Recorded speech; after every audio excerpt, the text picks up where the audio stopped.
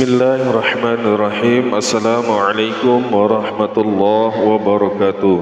Alhamdulillah kita bisa berjumpa kembali di channel ini.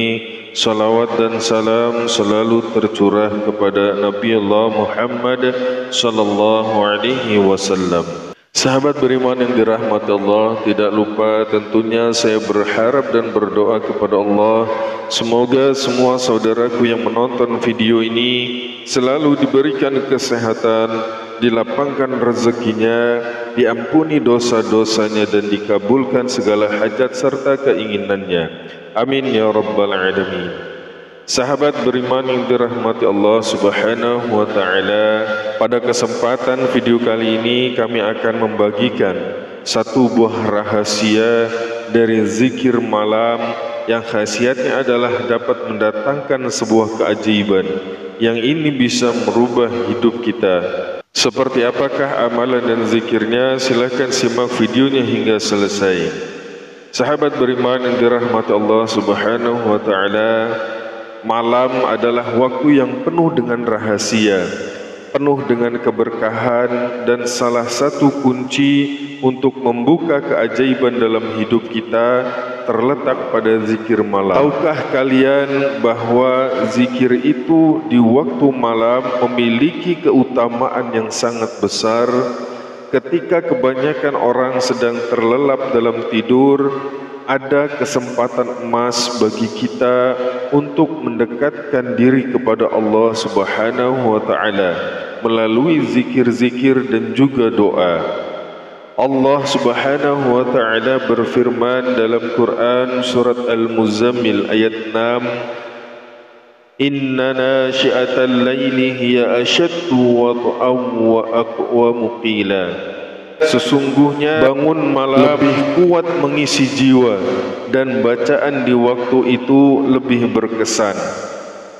Di sini Allah Subhanahu wa ta'ala mengingatkan kita bahwa zikir dan ibadah di malam hari lebih efektif dan lebih mendalam, karena pada saat itulah hati kita tenang dan bisa benar-benar fokus. Rasulullah sallallahu alaihi wasallam sendiri juga menekankan pentingnya zikir di waktu malam. Dalam sebuah hadis beliau bersabda, barang siapa yang bangun di malam hari lalu mengucapkan la ilaha illallah wahdahu la syarikalah, lahul mulku wa lahul hamdu wa huwa ala kulli syai'in qadir, alhamdulillah wa subhanallah wa la ilaha illallah wallahu akbar wa la hawla wa la quwwata illa billahil aliyyil azim. Kemudian berdoa, ya Allah, ampunilah aku, atau meminta sesuatu pasti akan dikabulkan. Dan jika dia berwudu lalu solat, maka solatnya akan diterima. Hadis riwayat Bukhari. Sahabat beriman yang dirahmati Allah, hadis ini menegaskan bahwa zikir di malam hari, apalagi dilakukan dengan penuh keikhlasan, dapat mendatangkan keajaiban yang luar biasa dalam hidup kita. Doa yang kita panjatkan di saat seperti ini lebih mudah diijabah oleh Allah Subhanahu wa ta'ala. Lalu zikir apa saja yang dianjurkan di waktu malam? Tentunya selain mengucapkan kalimat tauhid seperti yang disebutkan di dalam hadis tadi, kita juga dianjurkan untuk membaca ayat-ayat tertentu dari Al-Quran, seperti ayat kursi dan juga surat-surat pendek lainnya seperti surat Al-Ikhlas, surat Al-Falaq dan juga surat An-Nas. Dan tidak hanya itu, memperbaiki atau juga memperbanyak istighfar di malam hari ini sangat dianjurkan.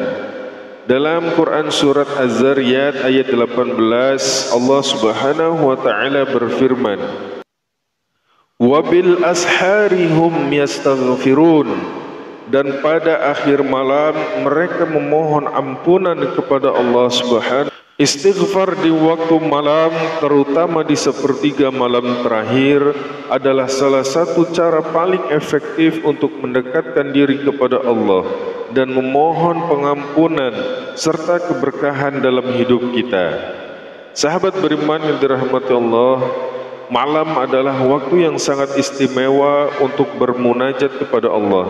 Mari kita jadikan zikir malam sebagai rutinitas kita, karena di dalamnya terdapat keberkahan yang bisa mendatangkan keajaiban dalam hidup kita. Jangan lupa setelah video ini, mari ambil sedikit waktu untuk berzikir dan mendekatkan diri kepada Allah Subhanahu wa ta'ala.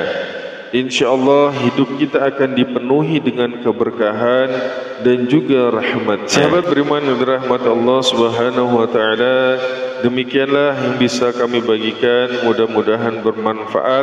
Akhirul kalam, assalamualaikum warahmatullahi wabarakatuh.